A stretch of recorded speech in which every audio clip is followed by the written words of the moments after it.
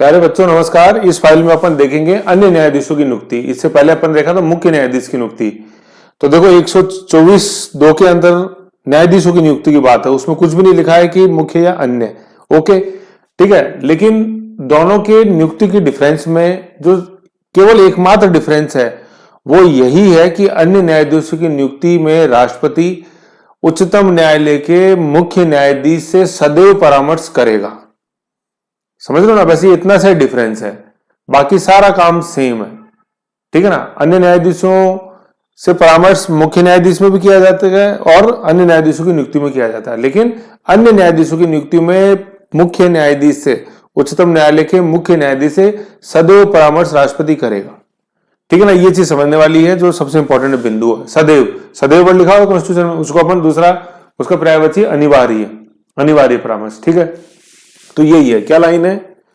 अन्य न्यायाधीशों की नियुक्ति। अनुच्छेद 124(2) में उच्चतम न्यायालय के अन्य न्यायाधीशों की नियुक्ति राष्ट्रपति, मंत्रिपरिषद व उच्चतम न्यायालय के मुख्य न्यायाधीश से अनिवार्य है, जो आपने ओरिजिनल एक्ट में सदैव लिखा हुआ है, अनिवार्य व अन्य न्यायाधीशों से परामर्श के पश्चात अन्य न्यायाधीशों की नियुक्ति करता है। कहने का मतलब राष्ट्रपति, देखो ये मंत्रिपरिषद वाला जो कॉन्सेप्ट है भाई, ये तो 74(1) में गर्भित है। मतलब 74(1) आर्टिकल 74(1) में लिखा हुआ है 74(1) में कि राष्ट्रपति की सलाह के लिए प्रधानमंत्री की अध्यक्षता में एक मंत्रिपरिषद होगी और राष्ट्रपति उसी की सिफारिश के अनुसार कार्य करेगा।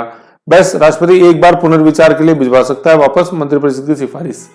ठीक है ना, ये 44वें संविधान संशोधन 1978 से संविधान उसमें जो अमेंडमेंट हुआ, तो ये समझने वाली बात है अपने क्या कि राष्ट्रपति मंत्रिपरिषद तो इंप्लाइड है, हमेशा राष्ट्रपति काम भी हमेशा मंत्रिपरिषद की सिफारिश पे करता है।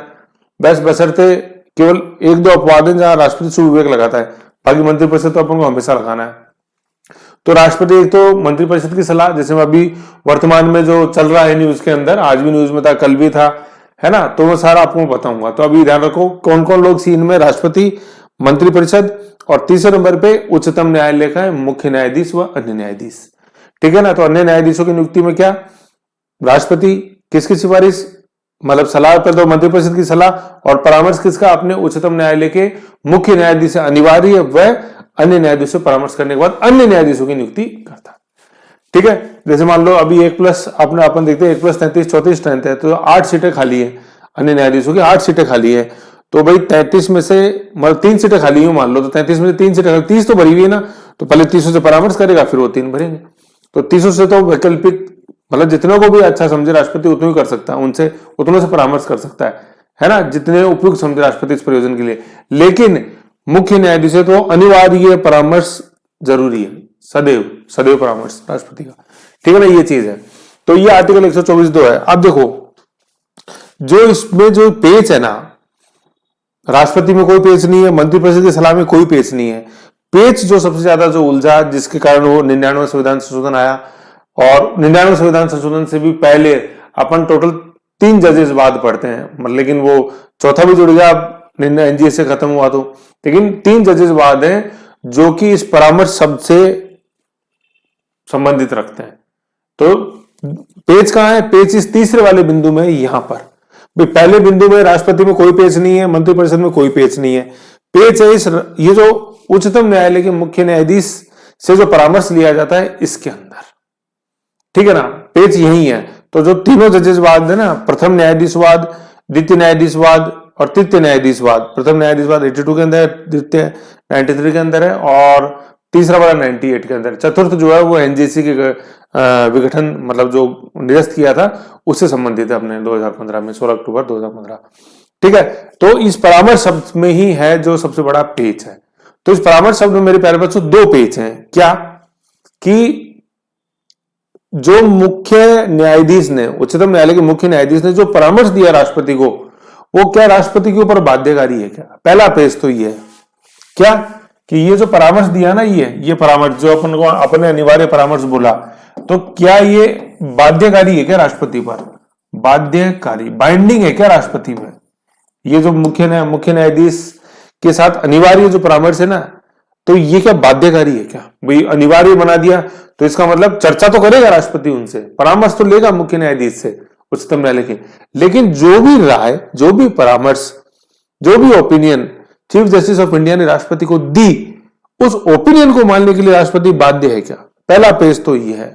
दूसरा पेज ये है कि चीफ जस्टिस ने जो राय दी, कुछ भी राय दी, तो वो क्या उनकी व्यक्तिगत राय होगी या वो भी किसी समूह की राय होगी जो कि चीफ जस्टिस की राय बनेगी। समझ रहे हो ना मेरे कहने का मतलब, कि चीफ जस्टिस तो एक अकेला आदमी है, तो उनको जो सही लगा नाम, क्या वही राष्ट्रपति को नाम संबोधित कर देंगे, क्या मतलब फॉरवर्ड कर देंगे, या चीफ जस्टिस भी एक कलेक्टिव डिसीजन लेगा, 2-3 लोगों से, 4 लोगों से राय मशवरा करके, मतलब अन्य न्यायाधीशों से राय मशवरा करके, फिर वो पांचों अपना एक कलेक्टिव डिसीजन, सामूहिक निर्णय लेंगे और वो राष्ट्रपति को फॉरवर्ड करेंगे। समझ रहे हो, क्या ऐसा है क्या? तो कहने का मतलब कि ये जो चीफ जस्टिस ऑफ इंडिया का जो डिसीजन है, ये क्या व्यक्तिगत होएगा? व्यक्तिगत का मतलब उन्होंने किसी से डिस्कस नहीं किया, चीफ जस्टिस ऑफ इंडिया ने खुद को जो सही लगा वो राष्ट्रपति को बता दिया। ये व्यक्तिगत होएगा या सामूहिक होएगा, कलेक्टिव होएगा? इंडिविजुअल मतलब व्यक्तिगत और कलेक्टिव मतलब सामूहिक। तो चीफ जस्टिस ऑफ इंडिया क्या बगैर किसी से डिस्कशन किए अपनी व्यक्तिगत राय, अपना व्यक्तिगत परामर्श देंगे राष्ट्रपति को, या 2 या 4 लोगों का एक छोटा सा संगठन बनेगा, उसका जो परामर्श होगा वही चीफ जस्टिस ऑफ इंडिया का परामर्श माना जाएगा और उसी को ही वो राष्ट्रपति को फॉरवर्ड करेंगे, है ना? ऐसे तो ये 2 पेज है मेरे प्यारे बच्चों इस परामर्श के अंदर, ठीक है? तो ये जो नियुक्ति वाला जो पूरा जो विवाद है वो सब इसी से है सारा, ठीक है ना? तो अब क्या है, ये जो दो बिंदु थे, ये 2 बिंदु है ना, बाध्यकारी या व्यक्तिगत होगी या सामूहिक होगी, प्रकृति क्या होगी उस परामर्श की, व्यक्तिगत होगी या सामूहिक होगी, मतलब परामर्श का बाध्यकारी है। दूसरा पेज ये कि उसकी प्रकृति क्या है, क्या वो व्यक्तिगत निर्णय है चीफ जस्टिस ऑफ इंडिया का या सामूहिक निर्णय है, ठीक है ना? Chief justice of India plus 2-3 न्यायाधीशों से मिलकर उन्होंने जो बनाया अपना मानस वो। तो इन दोनों बिंदुओं के ऊपर चर्चा के रूप में या समाधान के रूप में समय समय पर 3 वाद आए, ठीक है, और उनमें इस समस्या का निराकरण किया गया। इन तीनों वादों को अपन बोलते हैं प्रथम न्यायाधीशवाद, द्वितीय न्यायाधीशवाद और तृतीय न्यायाधीशवाद। ओके, अब ये दोनों बिंदु तो आपको याद रहेंगे, क्या? बाध्यकारिता और प्रकृति, व्यक्तिगत या सामूहिक। इतना सा माइक्रो याद रखना है, इसको साइड में लिख लेना आप, है ना? विवाद पे दोनों बिंदु, मैंने माइक्रो में नहीं लिख पाया, मैं टेबल बनाने में रह गया, यहां आप लिख लेना, ठीक है ना? आपने कि विवाद क्या है कि बाध्यकारी, देखेंगे अपन डिसीजन दिया इसका भी कि बाध्यकारी है कि नहीं है, अभी मैं कुछ नहीं बता रहा हूं, अपन खुद पढ़ेंगे, अभी आगे देखेंगे। दूसरा प्रकृति क्या होगी, ठीक है? आ जाओ, इन दोनों क्वेश्चनों के जवाब आएंगे और इन्हीं में पेज है। अब देखो क्या चीज है, यहां से देखते हैं अपन। अन्य न्यायाधीशों की नियुक्ति के संबंध में परामर्श पर विवाद, है ना? तो विवाद किस पे है? परामर्श पे विवाद है, ये वैसी है।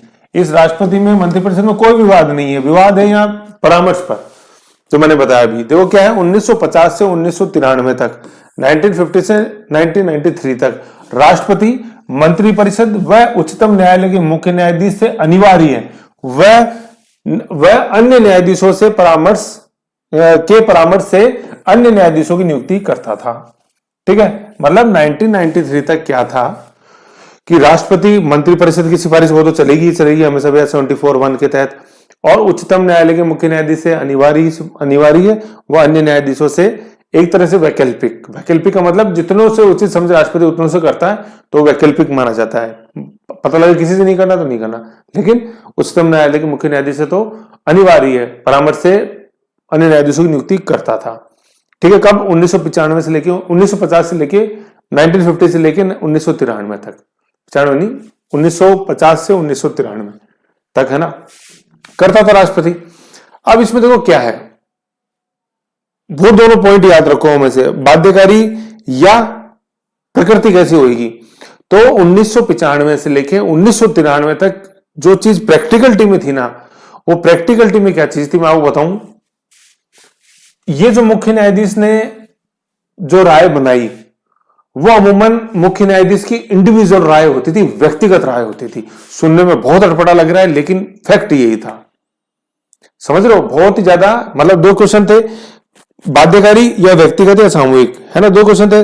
तो दूसरे वाले क्वेश्चन का तो क्या आंसर आया, 1950 से 1993 तक क्या था कि उनकी जो थी वो कैसी राय थी, वो व्यक्तिगत राय हुआ करती थी। चीफ जस्टिस को लेना देना ही नहीं था दूसरे अन्य न्यायाधीश की क्या राय, मेरे को जो सही लगा मैंने बता दिया, तो चीफ जस्टिस ने तो बता दिया, तो चीफ जस्टिस को सही लगा। लेकिन पहला क्वेश्चन क्या था, बाध्यकारिता, जो चीफ जस्टिस ने राय दी, पहली बात तो उन्होंने किसी से मान के नहीं दी, खुद की दे दी। फिर वो बाध्यकारी, तो वो बाध्यकारी भी नहीं होती थी राष्ट्रपति के ऊपर। मतलब चीफ जस्टिस ऑफ इंडिया तो मंत्रिपरिषद को भेजता था, अब मंत्रिपरिषद के ऊपर वो बाध्यकारी नहीं होती थी। मंत्रिपरिषद को भी जो अच्छा लगता वो राय सुझाव देता, वो परामर्श देता राष्ट्रपति को, क्योंकि भाई राष्ट्रपति तो बंधा हुआ मंत्रिपरिषद की सिफारिश से 74-1 से।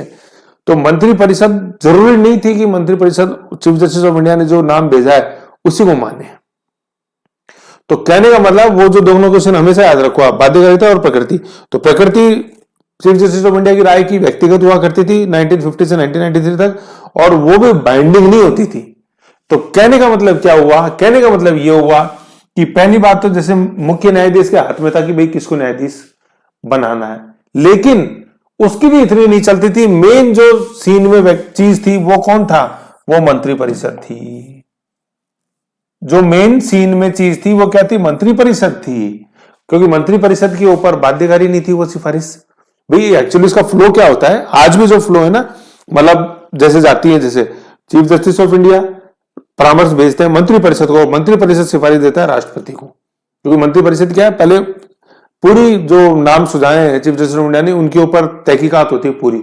आईबी जो अपने इंटेलिजेंस ब्यूरो, ठीक है ना, वो पूरी तहकीकात करता है कि हाँ भाई किन क्या इनका चाल चलन है, कैसे क्या, कोई ऐसे आरोप तो नहीं लगा हुआ कभी, कोई ऐसा, मतलब कि पूरी इनकी जो एक अपन बोलते हैं क्रेडिबिलिटी चेक की जाती है। ठीक है, ऐसे हर जगह जितने भी उनके वो ठिकाने हैं जहां जहां वो रहते हैं, परिवारजनों से और किसी तरह की कोई किसी मतलब अपनी कहें कि ऑब्जेक्शनेबल गतिविधि में इन्वॉल्व है या नहीं है, वो सारी जांच इंटेलिजेंस ब्यूरो गृह मंत्रालय करता है। और फिर गृह मंत्रालय फिर वो नाम सजेस्ट करता है किसको, राष्ट्रपति को, और फिर राष्ट्रपति नियुक्त करते हैं। तो 1950 से 1993 तक क्या पहली बाजी तो हाथ में थी किसके, चीफ जस्टिस के, क्योंकि उनका व्यक्तिगत निर्णय हुआ करता, और दूसरी वह अंतिम बाजी हाथ में हुआ करती थी मंत्रिपरिषद के। समझ रहे हो? तो इसका मतलब तो ये हुआ सर, फिर वो जो अपन पढ़ते हैं क्या शक्ति पृथक्करण का सिद्धांत, वो तो रहा ही नहीं कहीं सीन में। मंत्रिपरिषद को जो सही लगा वही जज बैठा दिए मंत्रिपरिषद ने, तो मंत्रिपरिषद को जो सही लगा वही उन्होंने तो जज बैठा दिए, है कि नहीं? तो हुआ ही देखो ऐसे भाई 1973 और 77 को याद कर लो। क्या 1973 के अंदर अपन ने पढ़ा ना, केशवानंद भारती बनाम भारत संघवाद, 1973 में इंदिरा गांधी का अगेंस्ट डिसीजन आ गया, तो उन्होंने अजीत नाथ रे को नहीं बना दिया क्या, वो चीफ जस्टिस, और फिर वो तो 14वें थे, है ना, 14th, ये मैं पहले बताना भूल गया था, आप उसमें ऐड कर लेना। अजीत नाथ रे 14th थे, उनका कार्यकाल के बाद, उनका कार्यकाल जैसे ही खत्म हुआ फिर 15th बने। तो 15th कौन थे, 1977 के अंदर जो दूसरे वरिष्ठता का उल्लंघन करके बने थे, कौन, वेरी गुड, कौन, हमीद उल्ला बेग, HU बेग जो अपन पढ़ते हैं, हंसराज खन्ना, एक न्यायाधीश की वरिष्ठता का उल्लंघन करके। ठीक है, 73 में 3 न्यायाधीशों की वरिष्ठता का उल्लंघन करके कौन बने अपने, अजीत नाथ रे, और 1970 में एक वरिष्ठ न्यायाधीश की वरिष्ठता का उल्लंघन करके हमीदुल्ला बेग बने थे, और किसकी हंसी उड़ाई थी उन्होंने, हंसराज खन्ना की। समझ गए? तो इससे क्या सिद्ध होता था कि मंत्रिपरिषद ने तो चीफ जस्टिस बना दिया अपनी इंदिरा गांधी ने, मतलब इंदिरा गांधी की अध्यक्षता में मंत्रिपरिषद, है ना, तो इंदिरा गांधी को जो सही लगा वो उन्होंने चीफ जस्टिस बना दिया। तो जब चीफ जस्टिस बना सकता था मंत्रिपरिषद या प्रधानमंत्री, तो क्या अन्य न्यायाधीशों की नियुक्ति नहीं कर सकता था क्या, किए? तो फिर वो बैलेंस ऑफ पावर या जो शक्ति पृथक्करण का सिद्धांत था, डिवीजन ऑफ पावर, वो तो कहीं बचा ही नहीं। भाई अपन 3 स्तंभ पढ़ते हैं ना लोकतंत्र की, कार्यपालिका, व्यवस्थापिका और न्यायपालिका, कि इन तीनों के अंदर शक्ति पृथक्करण रहेगा, कोई किसमें इंटरफेयर नहीं करेगा। तो यहां तो सर व्यवस्थापिका या यूं कह लो कार्यपालिका, मेन तो व्यवस्थापिका नहीं, कार्यपालिका, मंत्रिपरिषद कार्यपालिका में होती है, तो कार्यपालिका पूरा डिफाइन कर रही थी न्यायपालिका को, बिल्कुल कर रही थी। यही तो दिक्कत है कि सुप्रीम कोर्ट ने क्यों एनजेसी को नल एंड वॉइड घोषित कर दिया 16 अक्टूबर 2015 को, क्योंकि वो इस सेपरेशन ऑफ पावर के अगेंस्ट में जा रहा था एनजेसी। क्योंकि देखो 93 तक सेपरेशन ऑफ पावर कहां, आप खुद सोचो, कॉमन सेंस लगाओ, आप यूं भावनाओं मत भाओ कि नहीं सर सुप्रीम कोर्ट तो मनमानी कर रहा है और नहीं सर सरकार मनमानी कर रही है। कॉमन सेंस लगाओ खुद, और खुद निर्णय लो कि हो क्या रहा था। मंत्रिपरिषद की चल रही थी, कोई सेपरेशन ऑफ पावर था ही नहीं, तो सुप्रीम कोर्ट को, न्यायपालिका को इंटरफेयर करना जरूरी था, है कि नहीं है ऐसे। और एनजेसी को खारिज करने के पीछे सबसे बड़ा कारण यही है, या यूं कह लो सबसे बड़ा डर सुप्रीम कोर्ट को यही है, न्यायपालिका को यही है कि वो 93 से पहले की स्थिति वापस आ जाएगी अगर एनजेसी वापस सीन में आ गया तो। क्योंकि एनजीसी पढ़ेंगे अपन, उसमें 6 की रखी है, तो 3 न्यायाधीशों के और 3 मंत्रिपरिषद के, 3-3 है कि नहीं है? तुति किसी की नहीं है, लेकिन 3 उधर न्यायपालिका के चलेंगे और 3 इधर मंत्रिपरिषद के चलेंगे, तो बिल्कुल बराबर सा वेटेज है, किसी को वेटेज नहीं था। तो सुप्रीम कोर्ट का यह कहना था कि अगर एक मत का भी अगर सुप्रीम कोर्ट की या न्यायपालिका की तरफ मत भारी होता तो वो शायद एनजीसी आज जिंदा रहता। ऐसे है, वो पढ़ेंगे अपन 124 के तीनों आएंगे उसके अंदर। लेकिन अभी आप यहां समझो कि चल क्या रहा था 1950 से लेके 1950 से लेके 93 तक। ये बहुत इंपॉर्टेंट है मेरे प्यारे बच्चों, समझना, ठीक है ना? तो समझ गए? तो मेन क्या, चीफ जस्टिस ऑफ इंडिया की व्यक्तिगत राय हुआ करती थी 93 तक, और दूसरा उस व्यक्तिगत राय को भी मानने के लिए मंत्रिपरिषद बाध्य नहीं थी। मंत्रिपरिषद का जो सही लगता वो नाम सुझाता था राष्ट्रपति को, ऐसे, ठीक है? तो कहने का मतलब मंत्रिपरिषद जिसको चाहती मुख्य न्यायाधीश बना सकती थी, अन्य न्यायाधीश बना सकती थी। तो अपन टॉपिक तो अन्य न्यायाधीश पढ़ रहे हैं, मुख्य न्यायाधीश में तो अपन ने पहले देख ही लिया, बनाए 73-77 में। ऐसे अन्य न्यायाधीश तो बनाना कौन सी बड़ी बात थी, जब मुख्य न्यायाधीश आपने बना दी अपनी मर्जी से, ऐसे, ठीक है? यू तो अब समस्या तो थी, दिक्कत तो थी, दिक्कत मैंने बता दिया दोनों।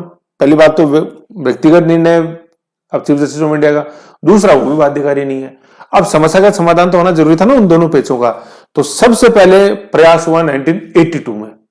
82 में कौन सा केस आया, देखो ये लिखा हुआ प्रथम जजेस वाद, एसपी गुप्ता ही है। न्यायाधीशवाद आएंगे टोटल 3 और ये +1 है। न्यायाधीशवाद ऐसे बोलेंगे इसको, फर्स्ट मतलब न्यायाधीशवाद, प्रथम न्यायाधीशवाद, द्वितीय न्यायाधीशवाद, तृतीय न्यायाधीशवाद, या यूं बोल दो फर्स्ट जजेस केस, सेकंड जजेस केस, थर्ड जजेस केस।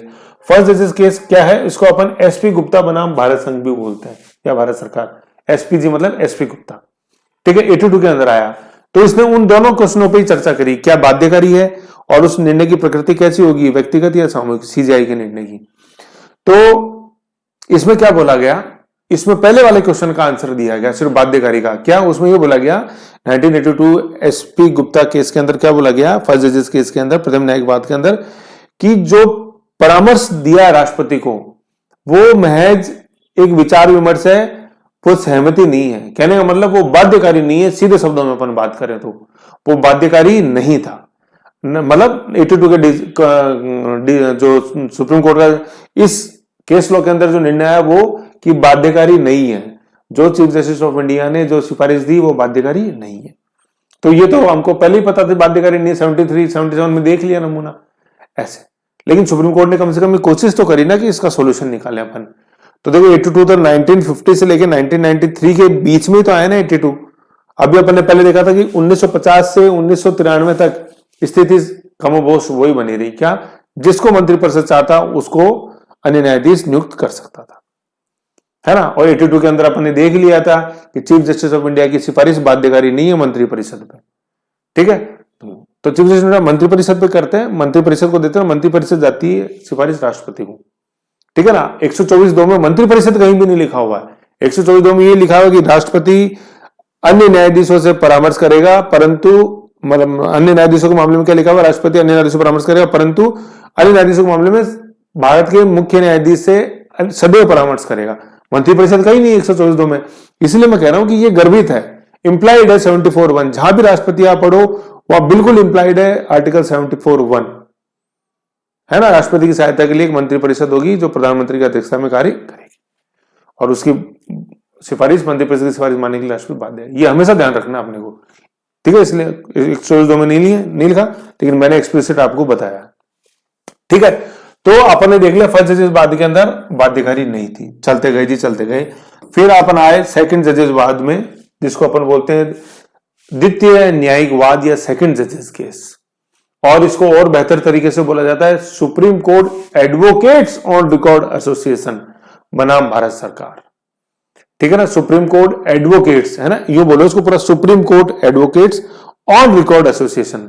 तो ये एडवोकेट्स ऑन रिकॉर्ड एसोसिएशन क्या है, ये अपन थोड़ी देर बाद देखेंगे। अभी यूं मान लो कि ये एक ऐसी लिस्ट है एडवोकेट्स की कि इस लिस्ट में जिस एडवोकेट का नाम है या इस एसोसिएशन का जो एडवोकेट मेंबर है, केवल वही सुप्रीम कोर्ट के अंदर वकालत कर सकता है, दूसरा व्यक्ति नहीं कर सकता। दूसरा व्यक्ति वही कर सकता है वकालत सुप्रीम कोर्ट में जिसको इस एसोसिएशन के एडवोकेट ने परमिशन दी होगी, हाँ तुम मेरे बिहाफ पे जाके वहां लड़ लो। तो advocates on association advocates on record association का जो मेंबर है ना एडवोकेट, वो सुप्रीम कोर्ट में पैरवी कर सकता है, हर कोई नहीं कर सकता, आज भी है। समझ गए? ऐसे ऐसा नहीं है कि जो एडवोकेट अपने हाईकोर्ट के अंदर पैरवी कर रहा है वो सुप्रीम कोर्ट में जाके पैरवी करने लग जाएगा, ठीक है ना। बशर्ते वो कर सकता है, लेकिन वो किस एसोसिएशन का मेंबर हो? Advocates on record association. Supreme court advocates on record association का मेंबर होना चाहिए। ये आर्टिकल 145 से पावर मिली हुई है सुप्रीम कोर्ट को। 135 के तहत क्या है? अपना कैडर डिफाइन कर सकता है सुप्रीम कोर्ट, अपने नियम बना सकता है, उसके तहत ये बना है सुप्रीम कोर्ट। देखेंगे अपन आएगा। तो वाद था कब? 1993 के अंदर वाद आया। कौन सा? द्वितीय न्यायिक वाद, सेकंड जजेस केस 1993 के अंदर, 1993 के अंदर, ठीक है। क्वेश्चन वही थे दोनों, कौन से? क्या बाध्यकारी होगी, उसकी प्रकृति क्या होगी। तो ये बहुत ही इंपॉर्टेंट जजमेंट इसके अंदर आया। और 1993 में जो जजमेंट दिया हुआ है वो आज मतलब 2023 में अपन है, और करीबन 30 साल हो गए, ठीक है। 7 वो 8 मान लो, और 23 ही हो गए। 31 साल से यही स्थिति चली आ रही है, ठीक है ना। 93 के अंदर जो डिफाइन हुआ सेकंड जजेस केस में, वही स्थिति, वही प्रोसेस आज भी। इसलिए इसको आप बिल्कुल समझो, इंपॉर्टेंट है, ठीक है ना, बहुत इंपॉर्टेंट है। द्वितीय न्यायिक वाद, ठीक है, सेकंड जजेस केस। अब क्वेश्चन वही थे दो, क्या बाध्यकारी है, ठीक है, और दूसरा क्या, प्रकृति क्या होगी। तो इसमें मेन जो निर्णय लिया गया, वो निर्णय लिया गया कि प्रकृति क्या होगी उसकी, ठीक है ना, प्रकृति क्या होगी। बाध्यकारिता वाला डिसीजन पे निर्णय फिर 1998 में लिया जाएगा। अभी मेन थी कि क्या वो व्यक्तिगत निर्णय है चीफ जस्टिस ऑफ इंडिया का या सामूहिक है। तो 1993 वाले सेकंड जजेस वाद के अंदर सुप्रीम कोर्ट ने डिसीजन दिया, है ना। क्या डिसीजन दिया? कि चीफ जस्टिस ऑफ इंडिया अपनी जब राय देंगे तो वो राय को बनाने के लिए या राय देने से पहले सुप्रीम कोर्ट के उच्चतम न्यायालय के 2 वरिष्ठ न्यायाधीशों से विचार विमर्श करेंगे, ठीक है ना। और विचार विमर्श करने के लिए फिर क्या हुआ, 1+2 हो गए, तो एक छोटा सा संगठन बन गया। इसी संगठन को कहते थे कॉलेजियम व्यवस्था।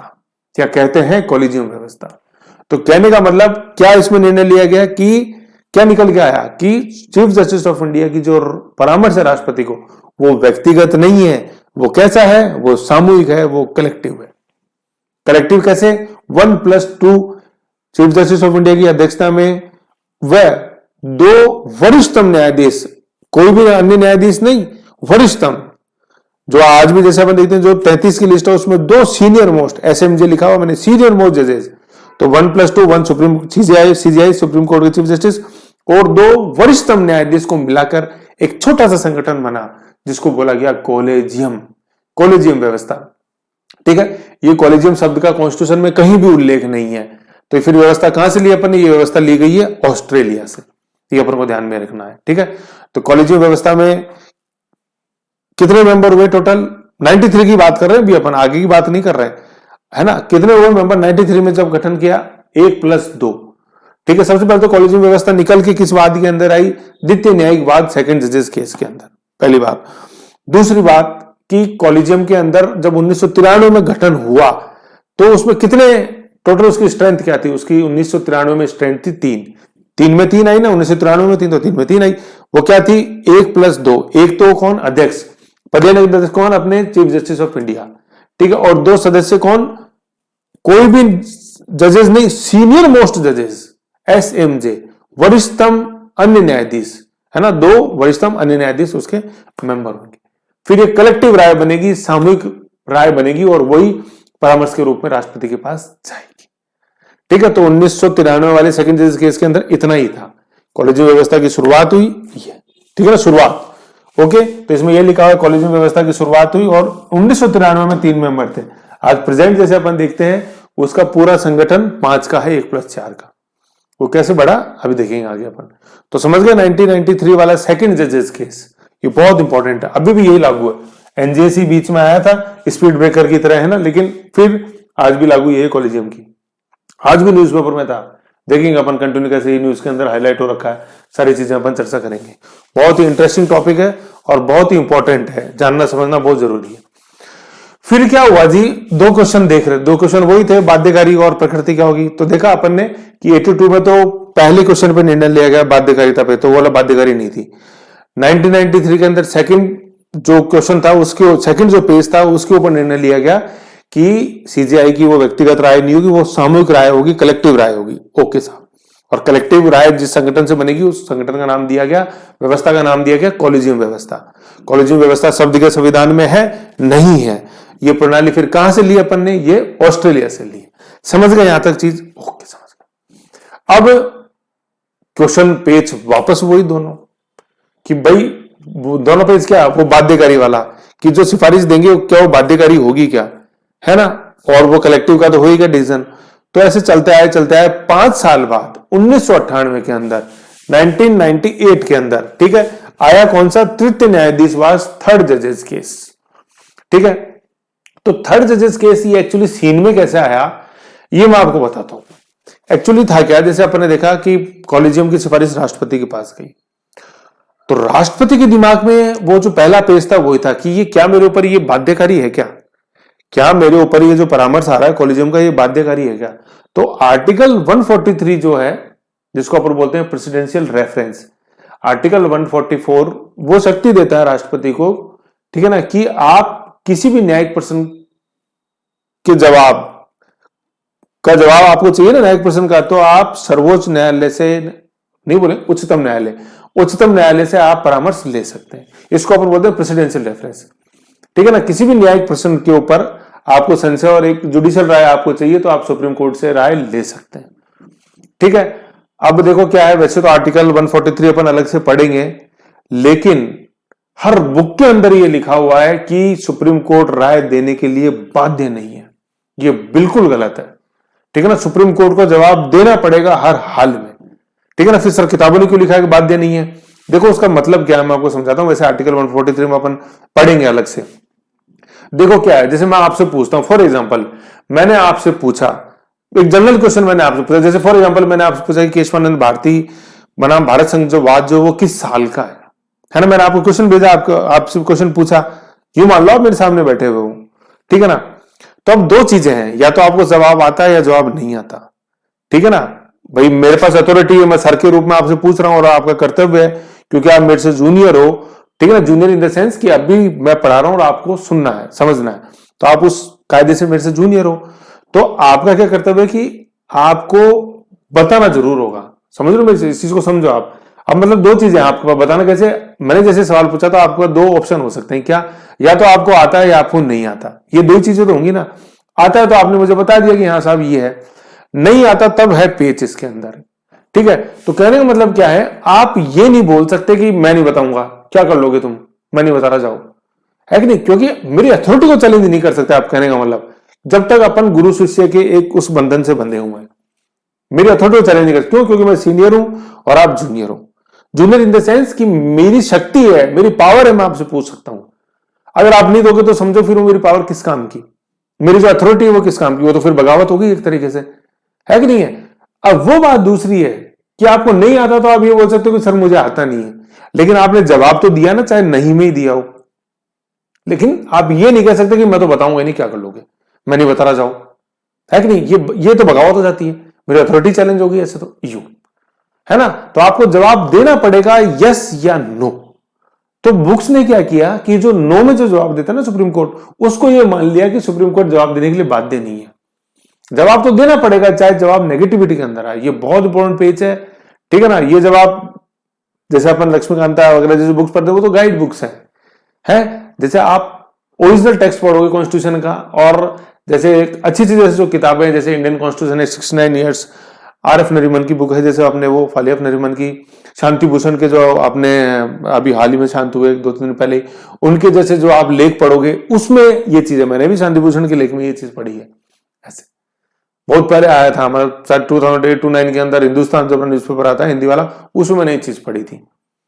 ठीक है, तो जवाब देना पड़ेगा सुप्रीम कोर्ट को, है ना, चाहे आप नाम ही दो। जैसे मैं आपको बताऊं, बाबरी मस्जिद जो अपना एपिसोड था, बाबरी मस्जिद केस भी रहा सुप्रीम कोर्ट के अंदर, तो राष्ट्रपति ने पूछा सुप्रीम कोर्ट से कि वहां बताओ आप पहले मस्जिद थी या मंदिर था।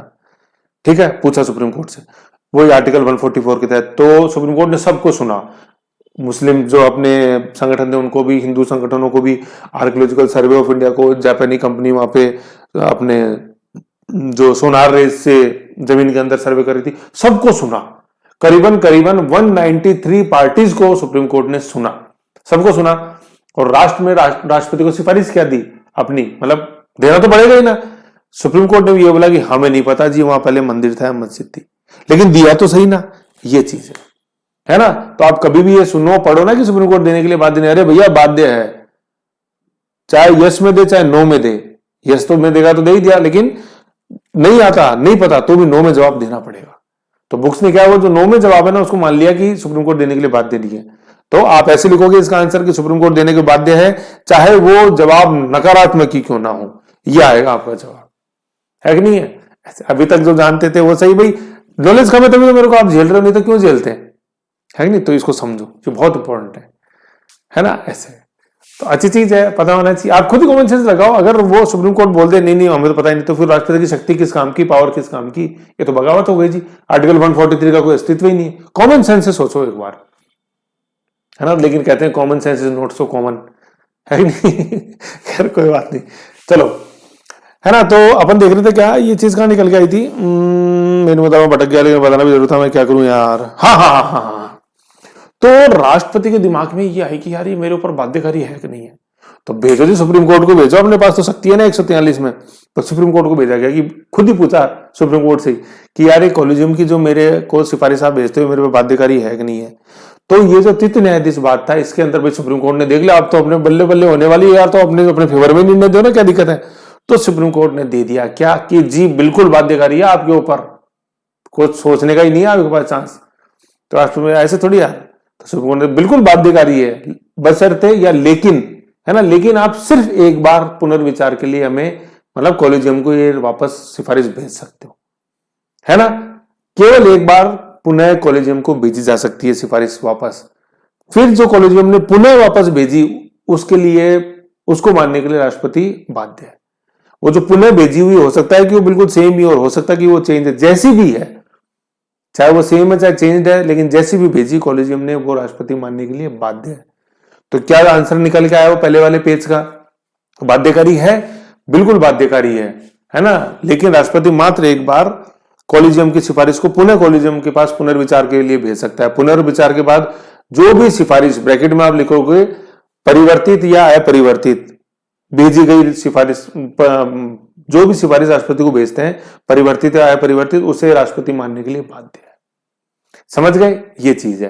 तो ये निर्णय किसमें आया, ये निर्णय आया थर्ड जजेस केस में 1998 के अंदर।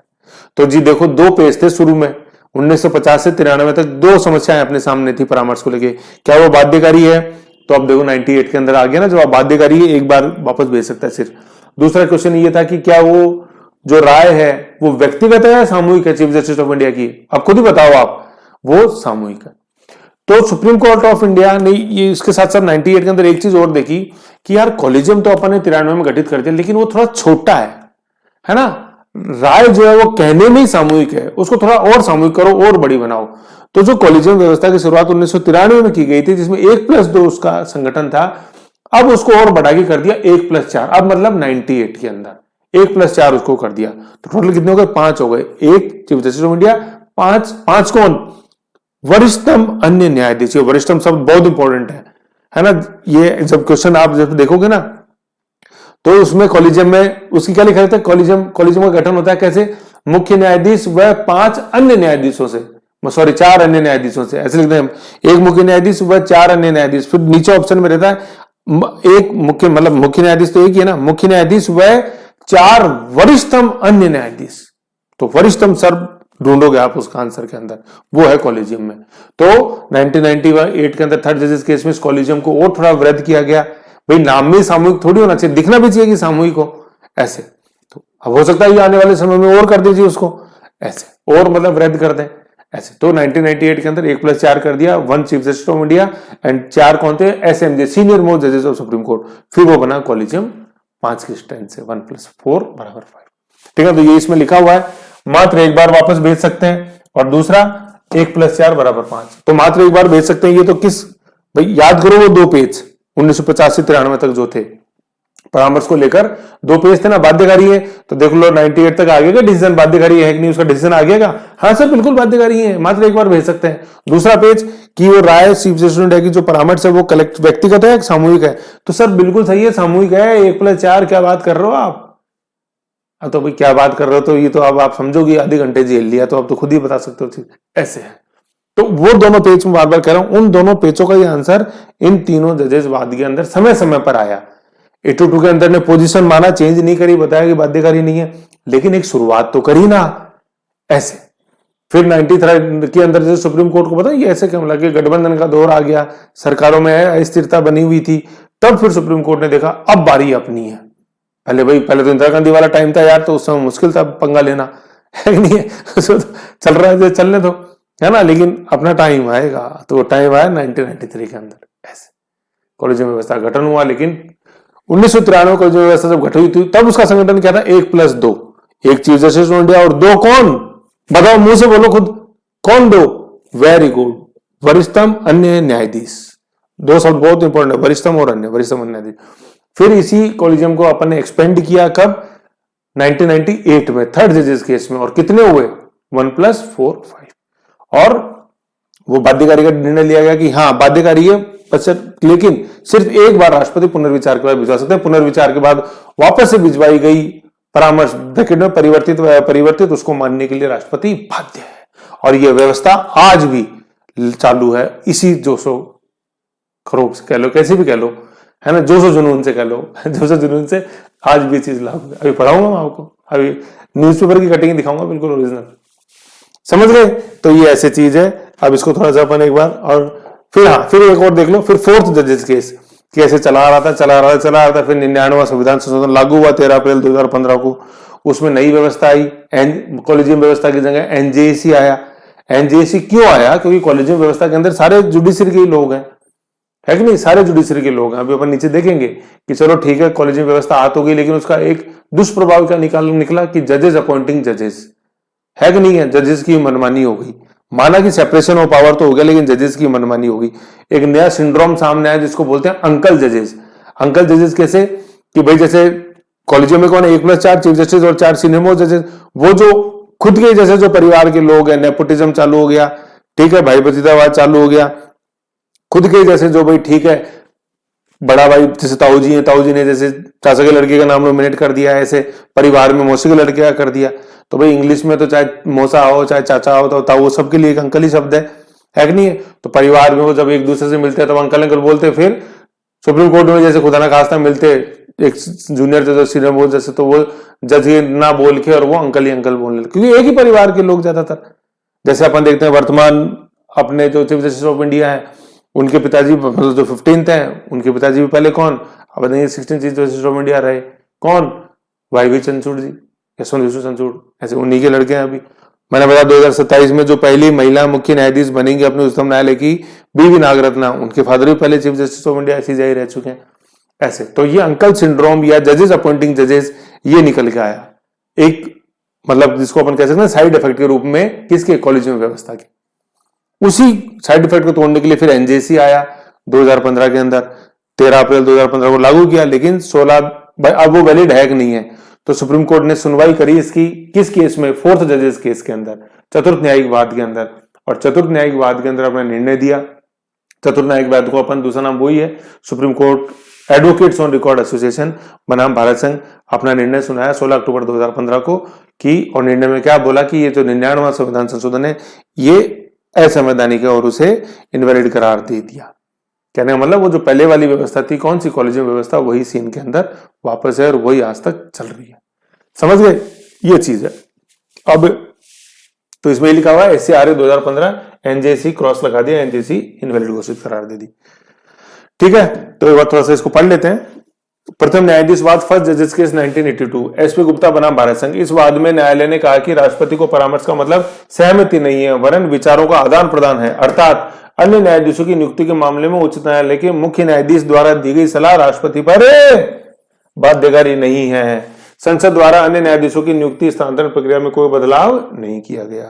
कहने का मतलब क्या, देखो ये कॉलेजियम व्यवस्था है ना, ये कॉलेजियम काय की सिफारिश करता है, ये कॉलेजियम सिफारिश करता है हाई कोर्ट, एक हाई कोर्ट से दूसरे हाई कोर्ट में किसी न्यायाधीश का ट्रांसफर करना है, या हाई कोर्ट जज का एलिवेशन करना है। एलिवेशन कैसे कि या तो एलिवेशन किस रूप में होगा, हाई कोर्ट का जज या तो हाई कोर्ट के चीफ जस्टिस बन जाएगा या वो सुप्रीम कोर्ट में आ जाएंगे, ठीक है ना। तो ये 3 चीज करता है मेन रूप से कॉलेजियम, हाई कोर्ट के जजेस की ट्रांसफर की सिफारिश, दूसरा हाई कोर्ट जजेस के हाई कोर्ट के चीफ जस्टिस के रूप में सिफारिश, एलिवेशन के रूप में सिफारिश, और तीसरी सिफारिश कैसी, हाई कोर्ट जजेस को कहा सुप्रीम कोर्ट जजेस के रूप में एलिवेट करने। 2 रूप से एलिवेशन होता है हाई कोर्ट जज का, या तो चीफ जस्टिस बन जाएंगे किसी हाई कोर्ट के, या सुप्रीम कोर्ट के अंदर जज आ जाएंगे। सुप्रीम कोर्ट के अंदर चीफ जस्टिस तो नहीं बन सकते ना, वो तो सुप्रीम कोर्ट का जज होता है जो एलिवेट होता है ऐसे, ठीक है ना। ऐसे तो वो भी सिफारिश, वो कॉलेजियम की सिफारिश पे काम नहीं होता है। मुख्य न्यायाधीश की नियुक्ति तो मैंने बताया था ना कि जो निवर्तमान इनकम्बेंट जो चीफ जस्टिस ऑफ इंडिया है वो नाम सुझाते हैं, ठीक है ना। किसको, राष्ट्रपति को, मतलब मंत्रिपरिषद को सुझाते हैं और फिर मंत्रिपरिषद राष्ट्रपति को सुझाती है। मंत्रिपरिषद गर्भित होती है बीच में, ठीक है ना। ये चीज है, जहां भी राष्ट्रपति सब लिखा हुआ आप मान के चलो 74 के तहत मंत्रिपरिषद गर्भित है, तो समझ गए चीज। फिर द्वितीय न्यायाधीशवाद के अंदर अपन क्या देखते हैं, सेकंड जजेस case 1993 supreme court advocates on record association बना भारत संघवाद। इस वाद में न्यायालय ने अपने पूर्व के फैसले को परिवर्तित किया तथा कहा कि राष्ट्रपति को परामर्श का मतलब सहमति प्रकट करना, अर्थात अन्य न्यायाधीशों की नियुक्ति के मामले में उच्चतम न्यायालय के मुख्य न्यायाधीश द्वारा दी गई सलाह राष्ट्रपति पर बाध्यकारी होगी तथा मुख्य न्यायाधीश यह सलाह अपने दो वरिष्ठतम न्यायाधीशों से विचार विमर्श करने के बाद देगा। तो आ गया ना दोनों पेचों का जवाब, क्या बाध्यकारी भी होगी और दूसरा क्या सामूहिक होगी, वो व्यक्तिगत नहीं होगी। तो देखो बाध्यकारी तो थी, लेकिन फिर भी इस बाध्यकारिता को और क्लियर करने के लिए 1998 के अंदर तृतीय जजेसवाद आया, ऐसे है ना। तो 1993 के अंदर नो डाउट बिल्कुल क्लियरली 2 चीजों का जवाब दे दिया था, दोनों पेचों का बाध्यकारी भी है और सामूहिक भी है, लेकिन उस बाध्यकारिता को और एक्सप्लिसिटली क्लियर किया 1998 के थर्ड जजेस केस में। फिर 1993 में देख रहे हैं पहले अभी, और इस प्रकार द्वितीय न्यायिक मामले 1993 में सुप्रीम कोर्ट के आदेश पर कॉलेजियम व्यवस्था, कॉलेजियम सिस्टम की शुरुआत हुई। कॉलेजियम शब्द का भारतीय संविधान में कहीं भी उल्लेख नहीं है, ठीक है ना, ये ध्यान में रखना है, कहीं उल्लेख नहीं है कॉलेजियम व्यवस्था का। कॉलेजियम व्यवस्था कहां से ली गई है, ये ऑस्ट्रेलिया से ली गई है, ऑस्ट्रेलिया है ना, सिडनी, ऐसे ध्यान रखना अपन को, कैनबरा ऑस्ट्रेलिया, वही महाद्वीपीय देश, एकमात्र देश जिसके पीछे महाद्वीप का नाम है, ठीक है। कॉलेजियम व्यवस्था हो गई, ये हो गया ऑस्ट्रेलिया। इसके कार्य क्या होते हैं, पीआर मतलब राष्ट्रपति को सुप्रीम कोर्ट जज एंड हाई कोर्ट जज की नियुक्ति, है ना, हाई कोर्ट के जज का नियुक्त करना है, सुप्रीम कोर्ट जज नियुक्त करना है, हाई कोर्ट जजों के स्थानांतरण मतलब एलिवेशन हो जाएगा सीजीआई में या सुप्रीम कोर्ट में स्थानांतरण की सिफारिश करना। इसका संगठन कैसा कॉलेजियम का, 1993 में तो 1+2 था, ठीक है, मतलब 1 सुप्रीम कोर्ट के चीफ जस्टिस और 2 सुप्रीम कोर्ट के एसएमजे सीनियर मोस्ट जजेस, वरिष्ठतम अन्य न्यायाधीश, ऐसे करके 3 थी। मतलब अभी 1993 पढ़ रहे हैं अपन, 1993 में 3 रखी, ठीक है ना। 5 जो है मतलब 1+4 वो 98 में होगी। फिर अपन देखते हैं तृतीय न्यायाधीशवाद, थर्ड जजेस केस है। वर्ष 1998 में राष्ट्रपति, ठीक है, पीआर द्वारा अनुच्छेद 143 प्रेसिडेंट पीआर रेफरेंस मतलब प्रेसिडेंशियल रेफरेंस के तहत सुप्रीम कोर्ट से पूछा गया कि क्या कॉलेजियम की सिफारिश राष्ट्रपति पर बाध्य है।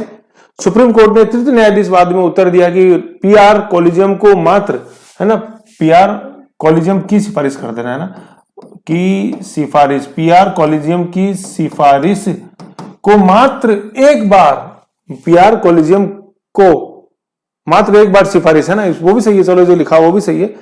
पीआर कॉलेजियम को मात्र एक बार सिफारिश, पीआर कॉलेजियम को मात्र एक बार सिफारिश पुनः भिजवा सकते हैं, ठीक है ना। कॉलेजियम द्वारा सिफारिश पुनः किए जाने पर पीआर उसे मानने के लिए क्या है, बाध्य है, ठीक है, ये चीज है, बाध्य है ना, क्या है, बाध्य है। तो ये चीज 93 के अंदर क्लियर नहीं हुई थी, 93 में कहा था बाध्यकारी है, लेकिन राष्ट्रपति जानना चाह रहे थे कि भाई भेजने का स्कोप है या नहीं है, ये राष्ट्रपति जानना चाह रहे थे, तो वो जाना 98 के अंदर, और बिल्कुल सुप्रीम कोर्ट ने क्लियरली बता दिया कि एक बार भेज सकते हो, दोबारा भेजा तो वो बाइंडिंग है आप पे। इस बाद में यह भी कहा गया कि भारत के मुख्य न्यायाधीश को उच्च न्यायालय के, है ना, भारत के मुख्य न्यायाधीश को उच्च न्यायालय के 4 वरिष्ठतम, कितने, 4 वरिष्ठतम न्यायाधीशों 1+4 से सलाह लेनी होगी। मतलब उस कॉलेजियम व्यवस्था को सामूहिक दिखे वो, इसलिए उसका संगठन और बढ़ाया गया। 2 को बढ़ा के कितना कर दिया, अन्य न्यायाधीश, अन्य कौन से, वरिष्ठतम न्यायाधीशों की संख्या 2 से बढ़ा के कितनी कर दी, 4 कर दी, जस्ट डबल कर दिया, तो हो गया 1+4 5। इस प्रकार क्या इस प्रकार अपन क्या देखते हैं, इस प्रकार, एक मिनट, इस प्रकार कॉलेजियम व्यवस्था में न्यायाधीशों की संख्या कितनी होगी? शुरुआत 1993 में 1+2 3 थी, तथा बाद में मतलब 1998 में 1+4 हो गई, मतलब 5 हो गई। ठीक है, वर्तमान में 1+4 मतलब ये व्यवस्था चल रही है।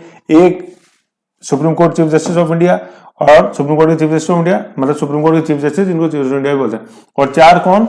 सुप्रीम कोर्ट के एसएमजे, सीनियर मोस्ट जजेस। तो अब स्ट्रेंथ है 5। कॉलेजियम का अध्यक्ष उच्चतम न्यायालय का मुख्य न्यायाधीश होता है। इस व्यवस्था का दुष्परिणाम क्या निकला? अंकल जजेस सिंड्रोम निकला। ठीक है, मतलब जजेस अपॉइंटिंग जजेस।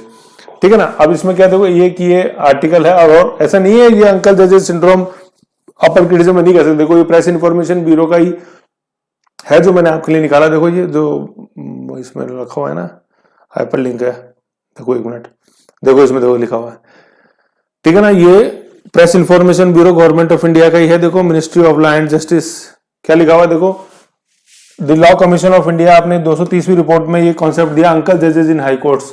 ठीक है ना, ये तो देखो कोर्ट जजमेंट 1993 वाला, वो जो सेकंड जजेस केस है 1998, थर्ड जजेस केस, ये सारा आया। ठीक है ना हुआ।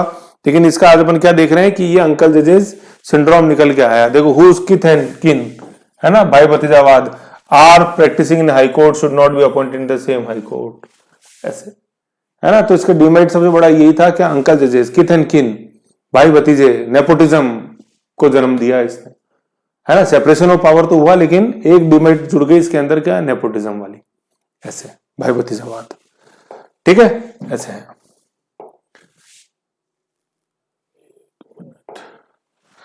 हो गए, ये हो गया। फिर अपन देखते हैं फोर्थ जजेस केस। फोर्थ जजेस केस का संबंध अपने 99वें संविधान संशोधन से।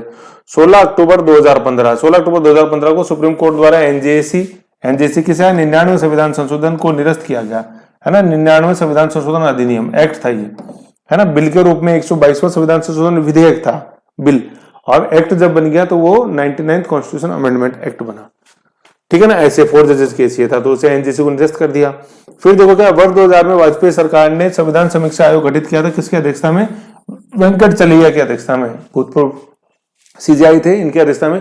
तो वेंकट संविधान समीक्षा आयोग या वेंकट चलैया आयोग ने भी कॉलेजियम को क्या माना है, गलत माना, और उसका विरोध किया था कि कॉलेजियम व्यवस्था से जजेस अपॉइंटिंग जजेस अंकल जजेस की नियुक्ति हो रही है, तो कॉलेजियम व्यवस्था भारत के लिए हानिकारक है, ऐसा बोला गया। ठीक है ना, यू है। फिर देखो ये एडवोकेट्स ऑन रिकॉर्ड एसोसिएशन के बारे में चर्चा की हुई है अपन ने। ये क्या है एडवोकेट ऑन रिकॉर्ड एसोसिएशन? देखो advocate on record is an advocate who is entitled under the order 4 of the Supreme Court rules 2013, previously order 4 of the Supreme Court of India rules 1966, framed by the Supreme Court of India under article 145। यह अनुच्छेद 145 बहुत important है, तो supreme court को शक्ति देता है अपने खुद का कैडर डिफाइन करने की। To act as well as, मतलब ये कौन सा है, advocate to act as to plead for a party in the Supreme Court of India. As per the rules, no advocate other than an advocate on record shall be entitled to file an appearance or act for a party in the Supreme Court of India। कहने का मतलब ये एक list है, या यूं कह लो एक एसोसिएशन है। इस एसोसिएशन का जो एडवोकेट मेंबर है वो सुप्रीम कोर्ट में केस लड़ सकता है। केस लड़ने को बोला प्लीड कर सकता है, ऐसे किसी पार्टी की तरफ से। किसी पार्टी मतलब मैं मेरा केस लड़ना चाहता हूँ सुप्रीम कोर्ट ऑफ इंडिया में, तो एडवोकेट हायर करूंगा मैं। तो एडवोकेट कौन सा, जो supreme court advocates on record association SCARA का मेंबर है, ऐसा एडवोकेट वही मैं हायर कर सकता हूं। ठीक है। फिर देखो एक चीज है, no advocate other than advocate on record can appear and plead in any matter unless he is instructed by an advocate on record. कहने का मतलब हो सकता है कि ऐसा एडवोकेट जो कि सुप्रीम कोर्ट एडवोकेट्स SCARA का मेंबर नहीं है, लेकिन वो सुप्रीम कोर्ट के अंदर प्लीड कर रहा है या सुनवाई कर रहा है एडवोकेट के रूप में, मतलब पैरवी कर रहा है, सुनवाई का पैरवी कर रहा है, ऐसा हो सकता है। लेकिन ऐसा तभी हो सकता है जब ऐसे एडवोकेट को किसी ऐसे एडवोकेट ने एक्नॉलेज किया है या परमिट किया है जो कि already supreme court advocates on record association का मेंबर है ना। जैसे मान लो मैं supreme court advocates and associate record का मेंबर हूं, तो मैं मेरे बिहाफ पे किसी दूसरे एडवोकेट को एम्पावर कर सकता हूं। ठीक है ना, उनको परमिशन दे सकता हूं कि हाँ ये मेरे बिहाफ पे उस पार्टी के उस क्लाइंट के बिहाफ पे पैरवी करेंगे सुप्रीम कोर्ट। ठीक है, तो दो ही कंडीशन हो गई, या तो मैं खुद मेंबर हूं, ठीक है ना, तो मैं कर सकता हूं, ठीक, या मैंने एम्पावर कर दिया किसी एडवोकेट को, फिर वो जाके लड़ रहा है, ठीक है। तो ये है supreme court advocates on record association, SCARA। और गठन किससे हुआ है, किस आर्टिकल के तहत सुप्रीम कोर्ट ने गठन किया, ये रूल बनाया ना सुप्रीम कोर्ट ने, हर कोई नहीं आ सकता। तो इससे क्या होता है, क्यों बनाया ये आर्टिकल 145 के तहत बनाया, 145 145 के तहत क्यों बनाया, जिससे कि एक डिसिप्लिन बना रहे, है कि नहीं है, एक प्रोसीडिंग का पता हो। मान लो कोई जैसे आप आज नए नहीं, आप जैसे एडवोकेट बने हो, आप चले जाओ सुप्रीम कोर्ट में वकालत करने, तो आपको नियम कायदे नहीं पता है कि नहीं, किस तरह से क्या, जैसे सारा कानून इंग्लिश में होता है, किस तरह से क्या एक बिहेवियर है, डिसिप्लिन है सारा, तो वो पता रहे, तो डिसिप्लिन बना रहे, एक डेकोरम बना रहे, इसलिए ये supreme court advocates on record association जैसी पाबंदी कह लो, रूल कह लो, सुप्रीम कोर्ट ने बनाया है।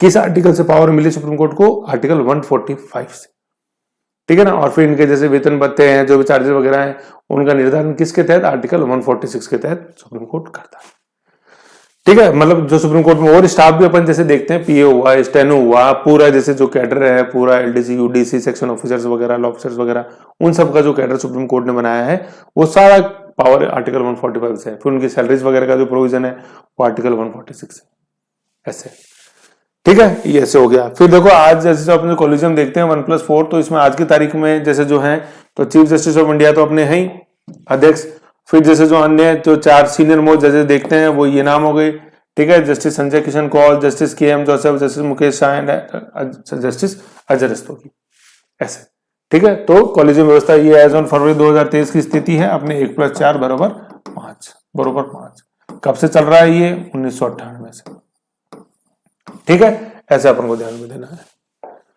ओके, ये है। फिर देखो, अब देखो ये जैसे चीफ जस्टिस, अब जैसे क्या है, देखो टसल तो हुआ ही है कि मतलब NJSC को जब से सुप्रीम कोर्ट ने खारिज किया, तो गुस्सा तो कार्यपालिका में भी है, एग्जीक्यूटिव में भी है। तो देखो क्या है, तो एग्जीक्यूटिव अब क्या करती है कि कॉलेजियम ने नाम सुझाए काउंसिल ऑफ मिनिस्टर्स को, तो काउंसिल ऑफ मिनिस्टर उसकी तहकीकात करते हैं, मतलब लॉ मिनिस्ट्री IB तहकीकात करती है, तो उसमें काफी टाइम लगा देते हैं जबरदस्ती। तो सुप्रीम कोर्ट का मानना है कि जैसे हमने 99 संविधान संशोधन खारिज किया, तो उसका गुस्सा निकालती है एग्जीक्यूटिव, इसलिए बहुत डिले कर रखा है सिफारिश करने में राष्ट्रपति को। मतलब काउंसिल ऑफ मिनिस्टर, भाई सुप्रीम कोर्ट ने तो भेज दी काउंसिल ऑफ मिनिस्टर्स को, अब काउंसिल ऑफ मिनिस्टर खूब दिनों तक लेकर रखता है, राष्ट्रपति को भेज नहीं हो राम, क्यों नहीं भेज रहे, क्योंकि वो काउंसिल ऑफ मिनिस्टर कार्यपालिका खुन्नस निकाल रही है सुप्रीम कोर्ट से, ऐसा सुप्रीम कोर्ट का मानना है। तो देखो ये झलकता है, देखो कैसे, ये अभी हाल ही की न्यूज है, देखो 4 फरवरी 2023 की, क्या है कि supreme court wants centre over delay in appointment transfers. देखो क्या है, देखो क्या है, new Delhi, the supreme court Friday toughened its stand on delay by the government in implementation of the collegium recommendation for elevation and transfer of high court जजेस। देख लो किसको, government delay कर रही है, गवर्नमेंट का मतलब काउंसिल ऑफ मिनिस्टर, तो समझना बहुत इंपॉर्टेंट है, ठीक है। फिर ये लिखा हुआ है, गवर्नमेंट की तरफ से कौन पेश होते हैं सुप्रीम कोर्ट में, as attorney general R Venkat Ramani. भाई R वेंकट रमन तो सुना ही, न को रमणी करना है, न को नहीं करना, बस इतना ही है। तो आर्टिकल 76 है अपना अटॉर्नी जनरल, ठीक है, first law officer of India, प्रथम न्यायिक अधिकारी भारत का लॉ ऑफिसर। तो अटॉर्नी जनरल ऑफ इंडिया ही सरकार की तरफ से पैरवी करते हैं, तो सुप्रीम कोर्ट ने उनको डांट लगाई कि मजबूर मत करो हमें बहुत टफ डिसीजन लेने के लिए। कितने दिन हो गए कॉलेजियम को सिफारिश की काउंसिल ऑफ मिनिस्टर्स को, क्यों नहीं काउंसिल ऑफ मिनिस्टर्स को आगे भेजती, मतलब गवर्नमेंट क्यों नहीं इसको आगे भेजती, ठीक है ना। तो ऐसा है कि हाई कोर्ट जजेस who were to be transferred, ऐसे सारा, ठीक है। फिर देखो ये इसी न्यूज का हिस्सा है, जैसे लिखा हुआ ना, रिपोर्ट कंटिन्यू पेज 6 ये है, देखो आगे 5 हाई कोर्ट जजेस recommended for supreme court. Recommendation किसने दी है, रिकमेंडेशन कॉलेजियम ने दी, for supreme court to be cleared soon says government. Government ने बोला कि ठीक है, जो सुप्रीम कोर्ट ने बोला ना 4 तारीख को कि कर दो जल्दी से, नहीं तो 10 दिन का समय दे रहे हैं, नहीं तो बहुत कुछ भुगतना पड़ जाएगा तुम्हें।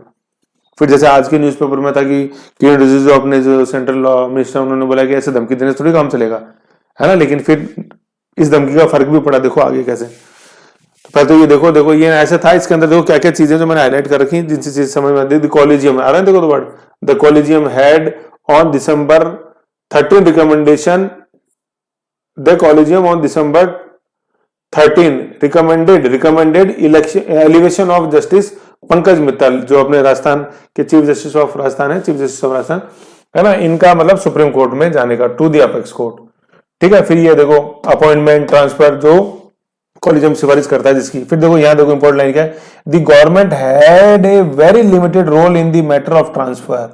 कोई रोल ही नहीं गवर्नमेंट, भाई हमने सिफारिश दे दी, वो तुम्हारे ऊपर बाध्यकारी है, एक बार भिजवा सकते हो बस वापस, याद करो 1998 वाला डिसीजन, ऐसे, ठीक है ना। फिर देखो अगर नहीं मानोगे तो कोर्ट कंटेम्प्ट भी लगा सकता है कि नहीं है, कि कोर्ट आर्टिकल 129 कंटेम्प्ट लगता है।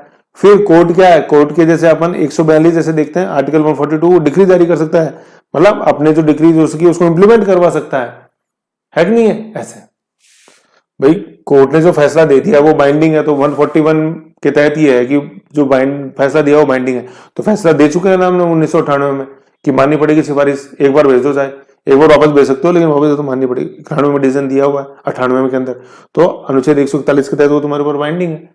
और 42 में वो जो डिक्री दी हुई है उनको इन्फोर्स करवा सकता है, और 129 129 के अंदर कंटेम्प्ट है, ठीक है ना। ऐसे मैंने बताया आर्टिकल 129 है, आर्टिकल 141 है, बाइंडिंग है जो डिसीजन दे दिया, आर्टिकल 142 है, डिक्री जारी कर, डिक्री जो दी है उनको इन्फोर्स करवा सकता है, ठीक है ना। ऐसे तो ये told the supreme court that it was bound by the collegium system. देखो द कोर्ट हैज रिपीटेडली, ये देखो लाइन कितनी अच्छी है, the court has repeatedly told the centre that it was bound by the collegium system of appointment. देखो highlight करके दिखाऊं, देखो आपको, ये देखो यहाँ पढ़ो इसको, देखो यहाँ बहुत न्यूज में आता रहता है ये, देखो ये लिखा हुआ, the court has repeatedly told the center that it was bound by the collegium system। देख लो, इसलिए कॉलेजियम सिस्टम को इतना अपन ने डीप में पढ़ा है, जानना बहुत जरूरी है। देखो लिखा हुआ है collegium headed by chief justice D.Y.. Chandrachud, जो वर्तमान 50th chief justice of India. ऐसे तो ऐसे डिले चल रहा था, सब हो रहा था। ये 4 फरवरी 2023 में टाइम्स ऑफ इंडिया न्यूज़पेपर से है, ठीक है, पेज नंबर 6 पे, ये वाले तो पेज नंबर फर्स्ट पेज पे थी, पेज नंबर 6 पे।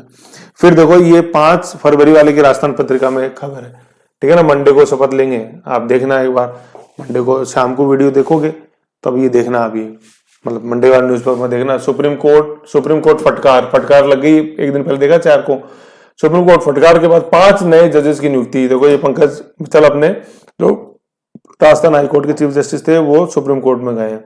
देखो मैं पढ़ता हूं, सुप्रीम कोर्ट की कड़ी चेतावनी के बाद केंद्र सरकार council of minister, Rajasthan high court के मुख्य न्यायाधीश पंकज मित्तल सहित 5 न्यायाधीशों को सुप्रीम कोर्ट न्यायाधीश नियुक्त किया है। इन न्यायाधीशों को सोमवार को शपथ दिलाई जाएगी, है ना, सोमवार अपने आज दिलाई गई है, मतलब सोमवार का कहने का मतलब ये अपने ये 6 तारीख को, 6 फरवरी 2023 को, देखना आप अखबार खोल के देखो, सोमवार को शपथ दिलाई जाएगी, है ना। आप वो सारी चीजें देखना, आप शपथ एक बार सुनो क्या है, शपथ कौन दिला रहा है उसको फोकस करो, फिर अपन देखेंगे 124(6) के अंदर है शपथ का।